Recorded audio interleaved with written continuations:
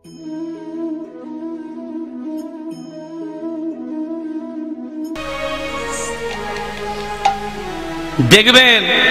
অনেক অনেক জায়গা আছে, অনেক অনেক পরিবার আছে, অনেক অনেক ঘর আছে। তুমি যদি হরিনামের জন্য যদি বলো আমরা হরিনামের জন্য ভিক্ষা করতে এসেছি, ব্যবসা শুরু করেছে, এরা ব্যবসা শুরু করেছে। দেবে তো 50 টাকা কি 10 টাকা, তার উপরে নানান আবার কথা। হ্যাঁ, তাহলে তোকে কে দিয়েছে? ভগবান দিয়েছে, তাই তো তুই করছিস, তাই তো তুই পাচ্ছিস। তাহলে ভগবান যে তোকে অর্থটা দিয়েছে, না দিলে তুই কোথায় পেতিস? টাকাগুলো কার? আমার। কার জন্য দিচ্ছিস? আমার জন্য দিচ্ছিস। তাতে কম পড়ে যাবে? বাড়বে, তবু কম পড়বে না।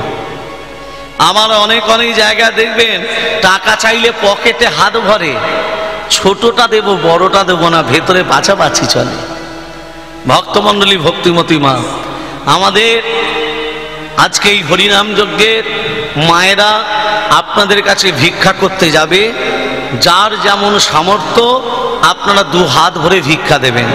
তবে ভিক্ষা যেটুকুই দেন এক হাতে যেন দেবেন না, যেটুকুই দেন 2 হাতে ভক্তি সহকারে দেবেন। এই জন্মে যেমন কর্মটা করছেন, এর পরের জন্মে, এই জন্মে আপনি বুঝতে পারবেন না যে আমি 100 টাকা কি 500 টাকা দিয়ে দান করলাম, এই জন্মে বুঝতে পারবেন না। এর পরের জন্মে অবশ্যই আপনি সেটা ফল পাবেন, পাবেন, পাবেন। আমাদের মায়েরা আপনাদের কাছে ভিক্ষা করতে যাচ্ছে, যার যেমন সামর্থ্য আমরা দান করুন। প্রেম সে কহিয়ে নিতাই গৌর সীতানাথ প্রেমানন্দে হরি হরি বল, হরি হরি বল। ভক্তমণ্ডলী, ভক্তিমতী মা, এখানে এমন সময় শ্রীরামকে বলছে, কারণ এ শ্রীরাম, হ্যাঁ, তোরা এখানে বসে বসে ফল সেবা কর, হ্যাঁ, আমি পাশের বন থেকে আমি একটু ঘুরে আসছি। এ কানাই, কি হলো? কানাই, তুই ওই পাশের বনটায় যাচ্ছিস? হ্যাঁ, হ্যাঁ, কালকে যেহেতু জানি আরো একটু দূরে বাগে যেয়ে দেখবি এত ফল মিষ্টি মিষ্টি সব পেকে আছে, আমাদের জন্য আবার নিয়ে আসবি। হ্যাঁ রে, তোদিকে যে এত ফল দিলাম, আরো দাও, আরো দাও। এই দাও দাও করতে করতে কোন দিন যে দাও দাও করে জ্বল উঠবে কেউ জানে না। আমরা ভগবানকে কি চাই? ভগবানকে আমরা কি চাই? দাও, টাকা দাও, সোনা দাও, ব্যাংক ব্যালেন্স বাড়িয়ে দাও, ছেলের চাকরি করে দাও, মেয়ের চাকরি করে দাও, হ্যাঁ, পেনশন বাড়িয়ে দাও, দাও। ভগবানকে চাইতে হয় না। যখনই জীবের যে জিনিসটা প্রয়োজন ভগবান তখন দেবেন, আগেও নয় পরেও নয়। ভক্তমণ্ডলী মায়েরা মিষ্টি মিষ্টি ফল সেবা করে, দেখুন মিষ্টি মিষ্টি ফল সেবা করে পিপাসায় কাতর হয়ে ওই কালী হ্রদের জলে যেই সখারা পান করলো, মৃত্যুর কোলে ঢলে পড়লো। 9 লক্ষ ধনুর পাল তৃণ সেবা করে পিপাসায় কাতর হয়ে যখনই ওই কালী হ্রদের জল পান করলো, মৃত্যুর কোলে ঢলে পড়লো। এখানে ভগবান শ্রীকৃষ্ণ এসে দেখছে, কি আমার সখারা কোথায় গেল? যেই কৃষ্ণচন্দ্র বেণু বাজিয়েছে, কিন্তু সখারা কেউ ফিরে এলো না। কালী হ্রদের জলে তীরে গিয়ে দেখছে, একই ওরে কালী, আগে আমার সখাদের প্রাণে সঞ্চারিব, তারপর তোর সঙ্গে আমার বোঝাপড়া হবে। সখাদের গায়ে করপদ্ম যখনই বুলিয়ে দিল, সখারা প্রাণ ফিরে পেল। 9 লক্ষ ধনুর পালের গায়ে যখন হাত বুলিয়ে দিল, 9 লক্ষ ধনুর পাল প্রাণ ফিরে পেল। সখারা বলছে, এই কানাই, আমরা কালী হ্রদের জল পান করে তোরা মারা গেছিলি, মাজলাম কি করে? দেখ, কালী হ্রদের জলের তীরে কোনো বৃক্ষ আছে না, গুল্মলতা আছে না, তাহলে কদম্ব বৃক্ষতে কেন আছে? এই কদম্ব বৃক্ষতে সুধা আছে, সুধা নিয়ে এসে তো দিদিকে খাওয়াতেই তোরা বেঁচে গেছিস। ভক্তমণ্ডলী, ভক্তমতী মা, এবার তত্ত্বের ভেতরে যাচ্ছি, তত্ত্বের ভেতরে যাচ্ছি। তত্ত্বটা কি? যারা বৃন্দাবনে বেড়াতে গেছেন, বৃন্দাবনে গিয়ে দেখবেন এখনো পর্যন্ত কদম্ব বৃক্ষ বর্তমান। কেন কদম্ব গাছ বেঁচে আছে? এই তত্ত্বটা বলতে গেলে দেখবেন অনেক তত্ত্ব বেরিয়ে আসবে, ভালো করে ধ্যান দিন। কশ্যপ মুনির 17 জন স্ত্রী ছিলেন। কতজন? 17 জন। মুনিটার কি নাম বললাম? কশ্যপ। তোমার গোত্র কি? বলে কাশ্যপ। কথাটা কাশ্যপ হবে না, কথাটা হবে কশ্যপ। তোমার গোত্র কি? ভরদ্বাজ। তোমার গোত্র কি? শাণ্ডিল্য। আপনারা একটা কথা মনে রাখবেন, এই যে আমরা গোত্র রূপে জন্ম নিয়েছি, যে গোত্রের নাম বলা হচ্ছে সেই গোত্রের ঋষির নাম অনুসারে যে গোত্র বলা হলো সেই ঋষির বংশধর আমরা, সেই ঋষির বংশধর আমরা। বংশ বংশ বংশ জন্মে জন্মে সেই ঋষির ঔরসে আমাদের জন্ম। আমি ভরদ্বাজ, এই যে ঔরসে আমার জন্ম, সেই জন্য আমার গোত্র হচ্ছে ভরদ্বাজ। তুমি কশ্যপ মুনির ঔরসে তোমার জন্ম, তোমার গোত্র হচ্ছে কশ্যপ। শাণ্ডিল্য ঋষির ঔরসে তোমার জন্ম, সেই জন্য তোমার শাণ্ডিল্য। এগুলো আমাদের ঋষির ঔরসজাত সন্তান আমরা। ওই কশ্যপ মুনির 17 জন স্ত্রী ছিলেন, দিতি, অদিতি, কদ্রু, বিনতা। ভালো করে তত্ত্বটা দান দিন। দিতির গর্ভে দৈত্যদের জন্ম, অদিতির গর্ভে দেবতাদের জন্ম, কদ্রুর গর্ভে শেষনাগ, বাসুকি, কালীয় সাপেদের জন্ম। সাপেদের মায়ের নাম কি বললাম? কদ্রু। বাবার নাম কশ্যপ মুনি। সাপেদের দুটো করে জীব আছে না? কেন? তত্ত্বটা ধান দিন, তত্ত্ব কিন্তু চলছে। দিতির গর্ভে কার জন্ম বললাম মা? দৈত্যদের। অদিতির গর্ভে দেবতাদের। কদ্রুর গর্ভে শেষনাগ, বাসুকি, কালীয়। আর একটা আছে, তার নাম হচ্ছে বিনতা। বিনতা 10 মাসের পরিবর্তে অষ্টাদশ মাসে দুটো ডিম্ব প্রসব করে। অষ্টাদশ মানে 18 মাস। 18 মাস পরে দুটো ডিম্ব প্রসব করে।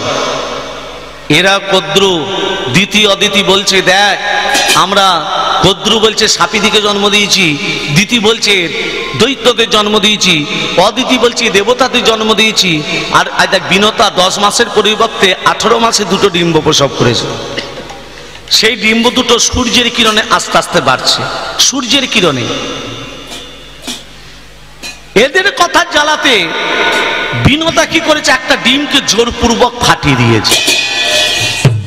তার থেকে একটা ক্ষীণতনু ছেলে জন্ম নিল, তার নাম রাখলো অরুণ। কি নাম রাখলো মা? অরুণ। জন্ম নেবার সাথে সাথে ছেলে হয়ে মাকে অভিশাপ দিল, মা তুমি আমাকে অকালে ভেঙে দিলে, আমি পুষ্ট হতে পারলাম না, আমি তোমাকে অভিশাপ দিলাম, কদ্রু দাসিত্ব বরণ তোমাকে করতে হবে। তত্ত্বের ভেতরে তত্ত্ব কিন্তু। কদ্রু দাসিত্ব বরণ হলো কি করে? মানে সাপেদের মায়ের দাসিত্ব হলো কি করে? এবার এই তত্ত্বটার ভেতরে আরেকটা তত্ত্ব বলে দিচ্ছি, আবার এই জায়গায় ফিরে আসবো।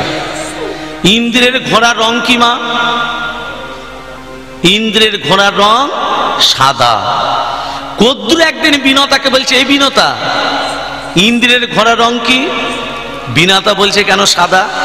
কদ্রু বলছে নীল, বিনতা বলছে সাদা। সাদা সবাই জানে বাবা, কিন্তু কদ্রু বলছে নীল। শোন বিনতা, যদি নীল হয় তুই আমার দাসী হবি, আর যদি সাদা হয় আমি তোর দাসী হব। কথাটা কে বলো? কদ্রু। বিনতা মনে মনে ভাবছে সাদা তো সবাই জানে, ও কি আমার দাসী হতে হবে? কদ্রু চালাকি করে সাপেদের কাছে এসে বলছে, সর্প সন্তান কি মা, ইন্দ্রের ঘোড়া রং কি? বলে কেন মা সাদা?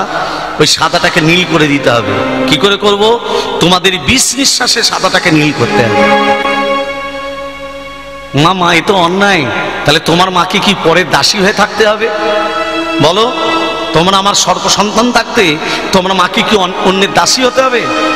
ছেলেরা কি করবে? মায়ের আদেশ মতো ওই 20 নিঃশ্বাসে সাদাটাকে নীল করে দিল। এবার বিনতাকে বলছে, এই বিনতা চল ঘোড়া রংটা কি দেখে আসি। এসে দেখছে সাদা নয় নীল। সেই থেকে বিনতা কদ্রুর দাসিত্ব বরণ করে। তখন ছেলে বলছে, অরুণ বলছে, মা আর এক যে ডিম্ব আছে সেটা যেন তুমি ফাটিয়ে দিও না। তার থেকে একটা সূর্যের কিরণে বাড়তে বাড়তে প্রবল বলশালী ছেলে জন্ম নিল, তার নাম রাখলো গরুর। গরুর কি করলো? দাদা অরুণকে সূর্যের কাছে রেখে দিয়ে এলো।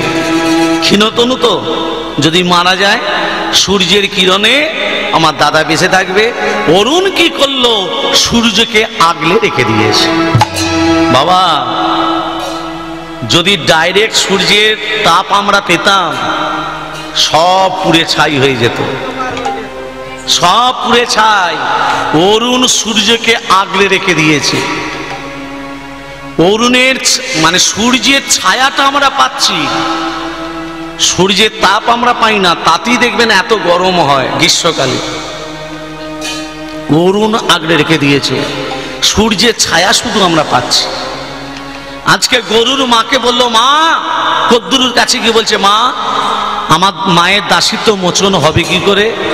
কদ্দুরু বলে, শোন গরুর, স্বর্গ থেকে সুধা নিয়ে এসে যদি খাওয়াতে পারিস, তোর মায়ের দাসিত্ব মোচন হবে।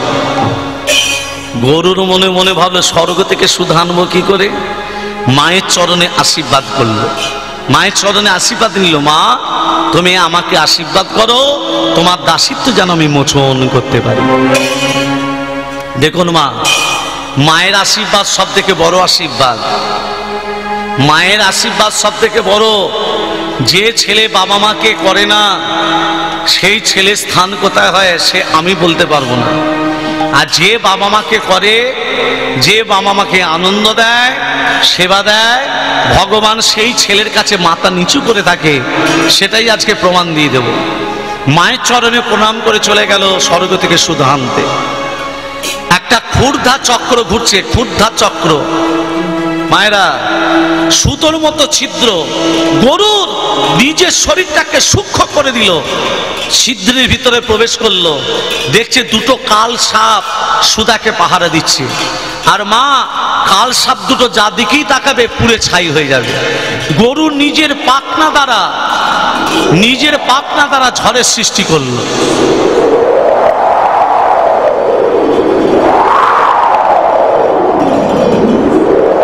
যখনই ঝড়ের সৃষ্টি করেছে, দুটো কাল সাপ ঘূর্ণি ঝড়েতে চোখ দুটো যেই বুঝেছে, গরুর এক লাফে সুধার কাছে, সুধাকে নিয়ে নিজে পান করলো। এবার সুধার ভান্ডটা নিয়ে যখনই এক পা বাড়াতে যাবে, নারায়ণ বলছে, গরুর, আগে আমাকে পরাস্ত করো, তারপর তুমি সুধা নিয়ে যাবে। নারায়ণের সঙ্গে গরুরের যুদ্ধ। কে হারবে কে জিতবে মা? ভক্তের সঙ্গে ভগবানের যুদ্ধ। নারায়ণ তখন বললো, ওরে মাতৃভক্ত গরুর, ভাষাটা কি বলছে দেখুন। তাহলে মাকে কেন করতে বললাম?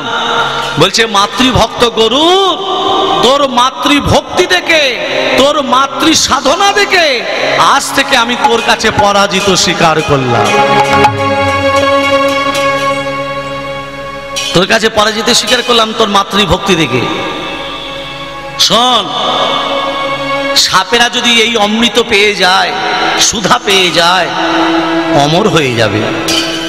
তুই এক কাজ কর গরু, বলো প্রভু, ইন্দ্রকে সঙ্গে করে নিয়ে যা। তারপর একটা কুশের আসনে সুধাকে বসাবি। তোর মাকে বলবি, মা, সুধা পান করে যাও, স্নান টান করে এসো। যেই সাপেরা স্নান করতে চলে যাবে, ইন্দ্র সুধার ভাণ্ড নিয়ে চলে আসবে। কেমন? তোর মায়ের দাসিত্ব মোচন হবে, আর সাপেরা সুধা পেল না। ও মা, গরুর কি করেছে? ইন্দ্রকে সঙ্গে করে সুধাকে নিয়ে যাচ্ছে। ওই কদম্ব বৃক্ষের গাছের তলায় এসে বসেছিল গরুর আর ইন্দ্র। গরুর কি করলো? সুধার ভাণ্ডটা কদম্ব বৃক্ষের গাছেতে ঝুলিয়ে রেখে দিল। দুটো শাস্ত্র দুরকমই বলে দিচ্ছি। সুধার গায়ের ঘাম কদম্ব বৃক্ষতে পড়ে যায়, সেই থেকে কদম্ব বৃক্ষ বর্তমান অমর হয়ে আছে। আর একটা তত্ত্ব বলছে, আর একটা শাস্ত্র বলছে, গরুর হচ্ছে পক্ষী জাতীয়।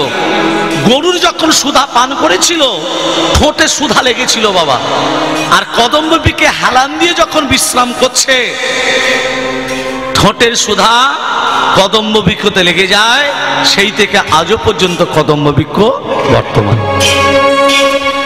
দুটো শাস্ত্র যেমন বলেছে তেমনই আমি বলে দিলাম। এবার দেখুন, ওই সুধার ভাণ্ডটা নিয়ে মাকে বলছে, মা, বিমাতা কদ্রু, আমার মায়ের দাসিত্ব মোচন করো, তোমার আমি সুধা নিয়ে এসেছি। এই তো সুধা নিয়ে এসেছি। বেশ, তোর মায়ের দাসিত্ব মোচন করে দিলাম। তাহলে তোমরা স্নান টান করে এসো, সুধা পান করবে। পবিত্র সুধা পান করতে গেলে শরীরটাকে তো শুদ্ধ করতে হবে। যেই সাপেরা স্নান করতে চলে গেল, ইন্দ্র কি করেছে, সুধার ভাণ্ড নিয়ে চলে এসেছে। এসে দেখছে, এই গরু সুধা কোথায় গেল? কুশের আসনে সুধাকে বসালি, সুধা কোথায় গেল? শুধু কুশের আসনটা পড়ে আছে। বলে ইন্দ্র নিয়ে পালিয়েছে, তো আমি কি করব, আমি তো নিয়ে এসেছিলাম। তখন কদ্রু সাপে দিকে বলছে, সর্পসন্তান, কুশের আসনে সুধাকে বসিয়েছিল, তোরা কুশের আসনটা চেটে চেটে খা, চেটে চেটে খা, অমর হয়ে যাবে। সাপের যে কুশের আসনটা জিভে করে চাপতে গেল, কুশের যে তীক্ষ্ণ ধার, সে কুশের তীক্ষ্ণ ধারে সাপেদের জীবগুলো গেল কেটে। সেই জন্য সাপেদের দুটো করে জীব মা। রাধে রাধে। তখন নারায়ণ এসে বলল, গরু বলো প্রভু, তোমার জন্যই আমার মায়ের দাসিত্ব মোচন হলো। বল গরুর কি বর চাস? গরুর তখন বললে, প্রভু তুমি আমাকে এই বর দাও, আমি যেন সবার থেকে উঁচুতে উড়তে পারি। তথাস্তু, আগামী ঘোর কলিযুগে তুই সবার থেকে উঁচুতে উঠতে পারবি। সেটা কি বলেন তোমা? নারায়ণ বলল, আগামী ঘোর কলিযুগে সবার থেকে উঁচুতে উঠতে পারবি। সেটা কি? পতাকা। ঈশান কোণে লাল পতাকা দিতে হয়, মাঝখানে লেখা থাকবে ওং, ওটা হলো গরুরের চিহ্ন। এমনকি আপনি বাড়িতে কোনো পূজা করতে গেলেও দেখবেন পতাকা দিতে হয়, গরুরের চিহ্নটা, সবার থেকে যেন উঁচুতে উঠতে পারি। গরু তখন বলল, প্রভু আপনি যখন আমাকে বর দিলেন, আমিও আপনাকে কিছু দিতে চাই। নারায়ণ বললে, আজ থেকে তুমি আমার বাহন হবে। ঠিক আছে প্রভু, আজ থেকে তোমার আমি বাহন হয়ে গেলাম। সেই থেকে নারায়ণের বাহন হলো গরুর পক্ষী। প্রেম সে বলো রাধে রাধে। ভক্তমণ্ডলী, ভক্তিমতী মা, আজকে দেখুন ভগবান শ্রীকৃষ্ণ বলছে, ওরে সখাদিকে বলছে, আবার লীলার ভেতরে আসছি, আবার তত্ত্বের ভেতরে যাব। বলছে, এই তোরা তো এতক্ষণ মরে গেছিলি, কদম্ব বিকতে সুধা আছে, সুধা নিয়ে এসে তো দিদিকে খাওয়াতেই বেঁচে গেছিস। তখন বলছে, এই সখারা এক কাজ কর, এই কদম্ব বৃক্ষ থেকে সুধা নিয়ে এসে তো দিদিকে এবার ঘুমিয়ে খেয়েছিস, এবার জেগে জেগে খাবি। ভগবান শ্রীকৃষ্ণ কি করলো, কদম্ব বৃক্ষতে যখনই পা দিয়েছে, ওগো মারি দিল পদাঘাত বৃক্ষের তলে, মারি দিল বৃক্ষের তলে, মারিল পদাঘাত বৃক্ষের তলে, মারি দিল পদাঘাত বৃক্ষের তলে। গায়ের মধ্যে পড়ে বৃক্ষ উপরে পড়েতে, আর গায়ের মধ্যে পড়ে বৃক্ষ উপরে পড়ে, গায়ের মধ্যে পড়ে বৃক্ষ উপরে পড়ে। চাইলো সবাই বৃক্ষ পানে, চাইলো সবাই বৃক্ষ পানে, চাইলো সবাই বৃক্ষ পানে, চাইলো সবাই বৃক্ষ পানে, বৃক্ষ পানে, বৃক্ষ পানে, চাইলো সবাই বৃক্ষ পানে। মায়েরা রান্ধেন, যখনই কদম্ব বৃক্ষতে পা দিয়েছে, একজন অপরূপ রূপবতী নারী উদ্ধার হয়ে চলে যাচ্ছে। কদম্ব বৃক্ষটাকে, হরে কৃষ্ণ, কদম্ব বৃক্ষটা কে, কেন বেঁচে আছে সেটা শুনলেন, কিন্তু প্রকৃত কদম্ব বৃক্ষটা কে ছিল সেটা কিন্তু জানেন না। ভালো করে শুনে নিন, এটা এখন একটা তত্ত্ব জড়িয়ে আছে। এই কদম্ব বৃক্ষ ছিল যখন সৃষ্টিকর্তা ব্রহ্মা যজ্ঞ করছিলেন, সৃষ্টিকর্তা ব্রহ্মা যজ্ঞ যখন করছিলেন, এক অশ্বপরের উদ্ভব হয়। বলে, হে ব্রহ্মণদেব, আমার স্থান কোথায় হবে? শ্রীহরি নারায়ণ তখন বলল, শোনো, তুমি কালী হ্রদের তীরে কদম্ব বৃক্ষ হয়ে জন্ম নিয়ে যাও। তখন বলল, প্রভু আমি যে কদম্ব গাছ হয়ে বৃক্ষরূপে জন্ম নেব, আমি উদ্ধার হব কবে? যেদিনই তারপরে ভগবান শ্রীকৃষ্ণ তোমাকে পদাঘাত দেবে, সেদিন তুমি উদ্ধার হয়ে চলে যাবে। আর সেই কৃষ্ণ যখন এই কদম্ব বৃক্ষতে পদাঘাত দিল, রূপবতী নারী উদ্ধার হয়ে চলে যাচ্ছে। গাছ হেলে গেল। এখানে বৃন্দাবনে কে কে বেড়াতে গেছেন হাত তুলুন তো। অনেকেই গেছেন, বেশ। আচ্ছা, বৃক্ষগুলো সোজা হয়ে আছে না মাথা নিচু করে আছে? কেন মাথা নিচু করে আছে? সমস্ত বৃক্ষরা তখন বলল, প্রভু কদম্ব বৃক্ষ তোমার চরণ স্পর্শ পেল, আমরা কি তোমার চরণ স্পর্শ থেকে বঞ্চিত হয়ে যাব? কদম্ব বৃক্ষ যেমন মাথা নিচু করে রইল, আজ থেকে সমস্ত বৃক্ষ তোমার চরণ পাওয়ার জন্য আমরাও মাথা নিচু করে রইলাম। সেই জন্য বৃন্দাবনে দেখবেন সমস্ত বৃক্ষ মাথা নিচু করে আছে। ভক্তমণ্ডলী, ভক্তিমতী মা, ভগবান শ্রীকৃষ্ণ কালীয় নাগকে দমন করবে বলে বৃক্ষের ওপরে উঠছে। সখাদেরকে বলছে, সখারা এই কদম্ব বৃক্ষতে সুধা আনতে যাচ্ছি, তোরা বসে বসে দেখ। কেমন ভাবে উঠছে? প্রবেশিল নন্দের নন্দন দুষ্ট সর্প বিমোচন, প্রবেশিল নন্দের নন্দন দুষ্ট সর্প বিমোচন, প্রবেশিল নন্দের নন্দন দুষ্ট সর্প বিমোচন, উঠিলেন উঠিলেন হিলি ডালে, ও কি আহা মরি রে, উঠিলেন উঠিলেন উঠিলেন কদম্বেরি ডালে, ও কি আহা মরি রে, তাহার পরে চরি হনুমান সাত মারি, তাহার পরে চরি হনুমান সাত মারি, তাহার পরে চরি হনুমান সাত পরি, ঝাঁপি দিলেন ঝাঁপি দিলেন ঝাঁপি দিলেন কালী নখের জলে, ও কি আহা মরি রে, ঝাঁপি দিলেন ঝাঁপি দিলেন ঝাঁপি দিলেন কালী দহের জলে, ও কি আহা মরি রে, ঝাঁপি দিলেন ঝাঁপি দিলেন ঝাঁপি দিলেন কালী দহের জলে, আহা মরিরে ঝাঁপি দিলেন ঝাঁপি দিলেন ঝাঁপি দিলেন ঝাঁপি দিলেন ঝাঁপি দিলেন ঝাঁপি দিলেন কালী দহের জলে।